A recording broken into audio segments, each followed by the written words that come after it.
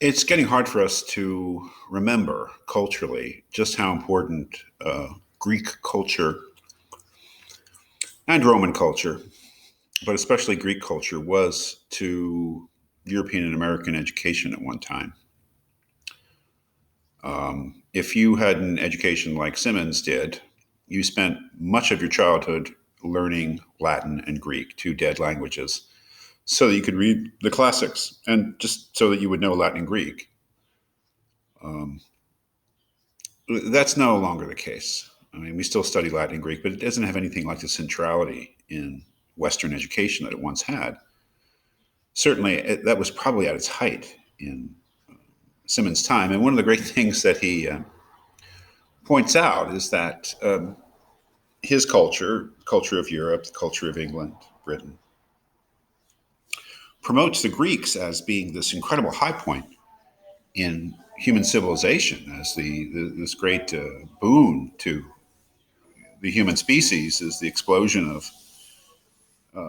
Greek culture and all its different aspects: philosophy, poetry, art, mathematics, etc. But the great irony is that his culture is incredibly homophobic too, but Greek culture was not. And in fact, Greek culture, homosexuality was a normal part of life. It was not something to be hidden, and it was not something that was necessarily shameful. He, in a funny way, he points out this work he cites called A Problem in Greek Ethics, which he himself wrote anonymously earlier than this work. But it's just kind of funny that he cites a book that he wrote without admitting that he wrote it, because this is all very hush hush, right? What he's doing, Symonds. But in that book, he describes, the place of what is called here pederasty, which is an old fashioned term for male homosexuality, how well entrenched it was in Greek culture. So he's just pointing out the irony that his own culture is incredibly homophobic, yet Greek worshiping at the same time, and how this is, only because the modern European pretends that this aspect of Greek culture does this. It's right there. So, what is the question here? I mean, and how is Symonds approaching this matter? How does he think it should be conceived, and how is he trying to shape it? If we look here on page 2, he says, from the point of view of morality and law, he argues, and he's reviewing Ulrich's the other German source. It does not signify whether we regard the sexual inversion of an Urning as morbid or as natural. He has become what he is in the dawn and first emergence of emotional existence. You may contend that he derives perverted instincts from his ancestry, that he is the subject of a psychical disorder, that from the cradle he is predestined by atavism or disease to misery. I mean, you can say whatever you want, Symonds is saying.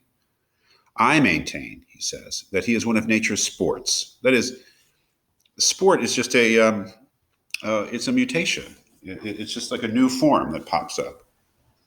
And the idea of a sport is that it's just something in nature that's different, something in a species that's different, and not necessarily bad. I maintain that he is one of nature's sports, a creature healthy and well organized, evolved in her superb indifference to aberrations from the normal type. We need not quarrel over our solutions of the problem. The fact that he is there, among us, and that he constitutes an ever present factor in our social system has to be faced. How are we to deal with him? Wow, that is so strident and so clear sighted. Pretty amazing. Symonds is saying, people have all sorts of pet theories of why homosexuality exists and how could evolution promote it, and is it natural or is it acquired, blah, blah, blah. I mean, okay. Symonds says, I maintain that it's just natural. It's just, gay people are gay by nature, and this is just something that happens in nature. But they're healthy. They're not They're not sick. But really, the question is not about causality. The question is, well, gay people exist. They're a fact. What are we going to? How are we going to deal with them? Right. That's the real issue, right? And what you have to keep in mind is that homosexuality is against the law in his society. People do go to jail for it, just for engaging in gay sex. Uh, is that the right way to deal with it? Is Symonds, I would say, biggest question and his biggest thing that he wants to that he wants to establish is that it's just completely irrational to punish people for their sexuality. That is, he is aware that the question is bigger than law, that it's about social attitudes and customs as well as law, but it is about law too, right? He goes on and says, has society the right to punish individuals sent into the world with homosexual instincts? Putting the question at its lowest point, admitting that these persons are the victims of congenital morbidity, ought they to be treated as criminals? That there's a long way to go, obviously, in terms of acceptance, social acceptance of homosexuality. But the first, Bertrand Russell always said that social opinion follows law.